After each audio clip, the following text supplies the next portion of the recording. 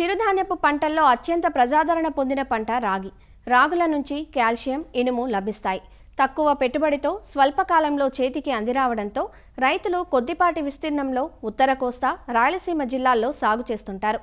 రాగిలో అభివృద్ధి పరిచిన రకాలతో ఆశించిన దిగుబడులను సాధించగలుగుతున్నారు. ప్రస్తుతం ఖరీఫ్ పంటగా రాగి విత్తుకునేందుకు అనుకూల సమయం. రకాల ఎంపికతో పాటు మనం చేపట్టే మేలైన యాజమాన్యంతో ఎకరాకు 12 నుంచి 15 క్వింటాల దిగుబడి సాధించే అవకాశం ఉందంటూ ఖరీఫ్ రాగి సాగులో యాజమాన్యం గురించి వివరిస్తున్నారు శ్రీకాకుళం జిల్లా ఆముదాలవలస కృషి విజ్ఞాన కేంద్రం శాస్త్రవేత్త డాక్టర్ ఎస్ కిరణ్ కుమార్. మనకి రైతు సోదరులు ఇప్పుడు ఖరీఫ్లో రాగిని వేసుకోవడానికి కూడా, అంటే చోడి పంటను వేసుకోవడానికి అనువైన సమయంగా మనము గమనించవచ్చు. విత్తే సమయానికి వచ్చినప్పటికీ ఈ రాగి పంటని ఖరీఫ్ విషయంలో ఖరీఫ్ పంట కాలంలో జూలై నుంచి ఆగస్టు వరకు కూడా మనం విత్తుకోవచ్చు. తేలికపాటి నేలల్ని, అలాగే బరువైన నేలల్ని, ఏ రకమైనటువంటి నేలల్లో కూడా మనం దీన్ని పెంచుకోవచ్చు. అయితే బరువైన నేల మనం ఎంచుకున్నప్పుడు నీరు నిలబడకుండా మురుగునీరు అనేది పోయే నేల అనేది మనం ఎంచుకున్నట్టయితే ఈ రాగి పంటకు అనుకూలంగా ఉంటాయి. రాగి రకం అనేది 100 రోజుల కంటే పైబడిన రకాలన్నీ కూడా దీర్ఘకాల రకాలు అంటాం. అదే 100 రోజుల కంటే తక్కువ ఉన్న రకాలని స్వల్పకాలిక రకాలు అంటాం. అలాగే రకాల విషయానికి వచ్చినట్టయితే ఈ మధ్య కాలంలో చాలా కొత్త రకాలు, అలాగే బయోఫోర్టిఫైడ్ రకాలు కూడా మనకి రీసెర్చ్ స్టేషన్స్ నుంచి మనకి అవైలబుల్లో ఉన్నాయండి.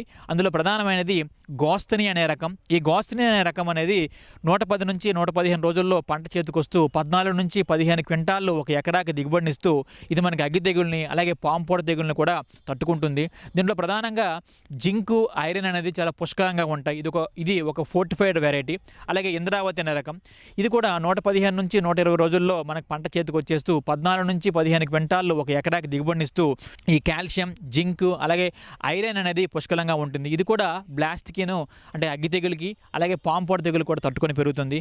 గౌతమి అనే రకం, ఇది 115 నుంచి 120 రోజుల్లో పంట చేతికి వస్తుంది. అలాగే 14 నుంచి 15 క్వింటాలు కూడా ఒక ఎకరాకి దిగుబడినిస్తూ ఇది మనకి అగ్గి తెగులను తట్టుకుంటుంది. అలాగే ఈ సేన అనేది పంట మీద పడిపోదు.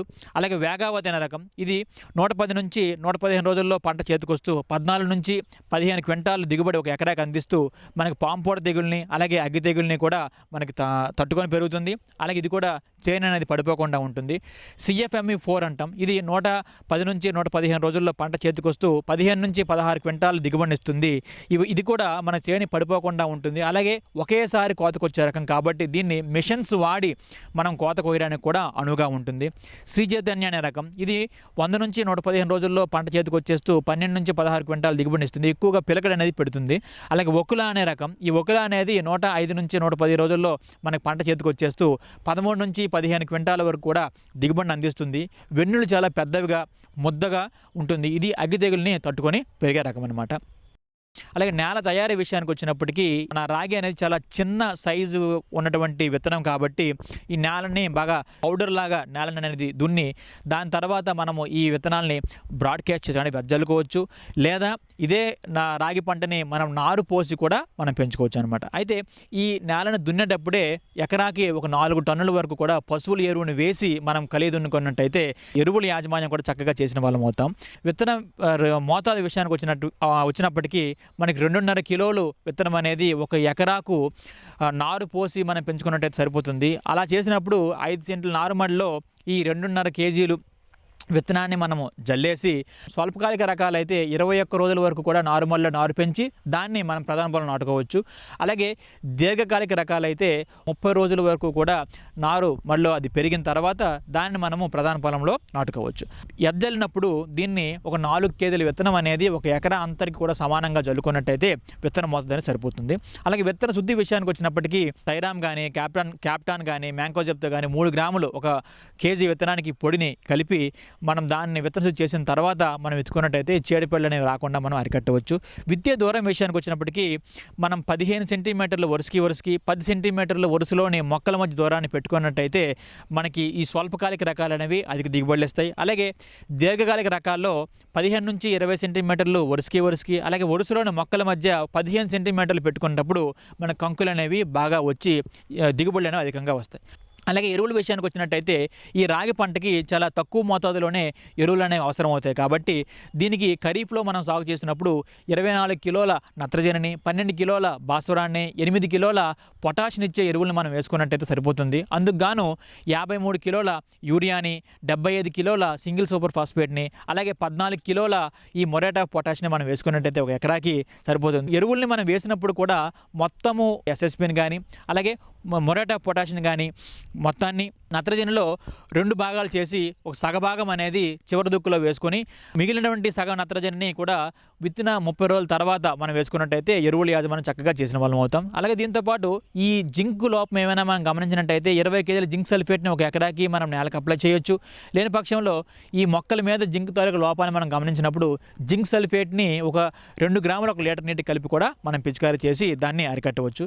అలాగే కలుపు యాజమాన్య విషయానికి వచ్చినట్టయితే రాగిని విత్తిన వెంటనే 72 గంటల లోపు పెండిమెథాలిన్ అనే మందుని 600 మిల్లీలీటర్లు ఒక 200 లీటర్ నీటిలో కలిపి ఒక ఎకరా అంతా కూడా సమానంగా తడిచేటట్టు మనం పిచికారీ చేసినట్టయితే ఈ వెడల్పాటి కలుపు మొక్కలు కానీ అలాగే ఈ గడ్డి జాతి మొక్కలు కానీ కూడా మనం 25 నుంచి ఒక 30 రోజుల వరకు కూడా మనం కంట్రోల్ చేయొచ్చు. అలాగే మనము విత్తినటువంటి 25 రోజుల తర్వాత ఎక్కువగా వెడల్పాటి కలుపు మొక్కలు ఉన్నట్టయితే 2,4-D సోడియం సాల్ట్ని కూడా 400 గ్రాములు ఒక ఎకరాకి 200 లీటర్ నీటిలో కలిపి పిచికారీ చేయొచ్చు. అలాగే నీటి యాజమాన్య విషయానికి వచ్చినట్టయితే ఇది నీరు అనేది చాలా తక్కువ మొత్తంలో దీనికి అవసరం అవుతుంది. కాబట్టి ప్రధానంగా ఖరీఫ్లో పండించినప్పుడు అడపాదడపా వర్షాలు పడతాయి కాబట్టి దీనికి అంతగా నీటి తడి బయట నుంచి పట్టాల్సిన అవసరం ఉండదు. ఒకవేళ అవసరం వచ్చినప్పటికీ పోత్ దశలో గింజ పాలు పోసుకున్న దశ అనేది ఈ 2 దశల్లో నీటి ఎద్దడి గురి కాకుండా కంపల్సరీగా నీటి తడి మనం ఇచ్చినట్టయితే కంకులు బాగా వచ్చి దిగుబడులు అనేవి పెరుగుతూ ఉంటాయి. అలాగే సస్యరక్షణ విషయానికి వచ్చినట్టయితే దీంట్లో ప్రధానమైనది గులాబీ రంగు కాండం తొలిచే పురుగు. ఈ గులాబీ రంగు కాండం తొలిచే పురుగు అనేది కొత్తగా వచ్చే పిలకల మీద దీన్ని దాడి చేసి మొక్క మువ్వును తినేయడం వలన దాని నుంచి కంకి అనేది రాకుండా ఉండిపోవడం జరుగుతుంది. దీన్నే డెడ్ హార్ట్ అని కూడా అంటారు. దీని తాలూకు నివారణకు ఈ కాటాప్ హైడ్రోక్లోరైడ్ అనే గుళికల్ని కూడా మనం ఎకరాకు 8 కేజీలు జల్లుకున్నట్టయినా కూడా దీన్ని మనం కంట్రోల్ చేయొచ్చు. లేదా కాటాప్ హైడ్రోక్లోరైడ్ అనే డస్ట్ని కూడా 2 గ్రాముల 1 లీటర్ నీటి కలిపి పిచికారీ చేసినా కూడా దీన్ని మనం కంట్రోల్ చేయొచ్చు. అలాగే తెగుళ్ళ విషయానికి వచ్చినట్టయితే మెయిన్గా కూడా దీంట్లో ఈ అగ్గి తెగులు ఎక్కువగా ఆశించి నష్టపరుస్తూ ఉంటుంది. ఈ అగ్గి తెగుల విషయానికి వచ్చినట్టయితే రాత్రిపూట ఉష్ణోగ్రతలు అనేవి 20 డిగ్రీల కంటే తక్కువగా ఉండేటప్పుడు అలాగే మంచుతో కూడిన వాతావరణం మనకి వచ్చినప్పుడు ఏమవుతుందనంటే ఈ బ్లాస్ట్ అనేది ఎక్కువగా రావడానికి అవకాశం ఉంటుంది. ఈ అగ్గి తెగుల విషయానికి వచ్చినప్పటికీ ఆకుల మీద నూలుకండ ఆకారంలో మనకి దారపుకండ ఆకారంలో ఈ మచ్చలు అనేవి ఏర్పడుతూ ఉంటాయి. అవి క్రమేణా పెద్దవయ్యి మొక్క తాలూకా ఆకుల మీదను అలాగే కాండం మీద కంకి మీద కూడా రావడం వలన కంకులు కూడా విరిగిపోవడం కూడా జరుగుతూ ఉంటుంది. దీని నివారణకు ట్రైసైక్లోజోల్ అనే మందుని 0.6 గ్రాముల 1 లీటర్ నీటికి కలిపి పిచికారీ చేసినట్టయితే ఈ అగ్గి తెగులను కూడా సమర్థవంతంగా అరికట్టవచ్చు. అలాగే విత్తనాన్ని విత్తే ముందు విత్తన శుద్ధి చేసినా కూడా దీన్ని అరికట్టవచ్చు అనమాట. అలాగే కోత విషయానికి వచ్చినప్పటికీ రాగి పంటలో ఎండులన్నీ ఒకేసారి కోతకు రావడం అనేది కొంచెం కష్టంగా ఉంటుంది. ప్రధాన కంకి అనేది ముందుగా కోతకు వస్తుంది. ఆ తర్వాత వచ్చినటువంటి టెల్లెట్స్ అనేవి పక్క నుంచి వచ్చినటువంటి పిలకలు అనేవి లేటుగా కోతకు రావడం జరుగుతూ ఉంటుంది. అందుకు గాను ఏవైతే కంకులు అనేవి కొంచెం ఇటుక రంగు కలర్లో లేదా ముదురు గోధుమ రంగులోకి మారినప్పుడు కోతలు అనేవి స్టార్ట్ చేసుకున్నట్టయితే 2-3 సార్లు మనము కోత అనేది కోయడం జరుగుతుంది. మనం కళ్ళ మీద ఎండబెట్టిన తర్వాత కర్రలతో కూడా కొట్టి కూడా దీని గింజలు అనేవి మనం కంకుల నుంచి ఈజీగా తీయడానికి అనేది అవకాశం అనేది ఉంటుందన్నమాట.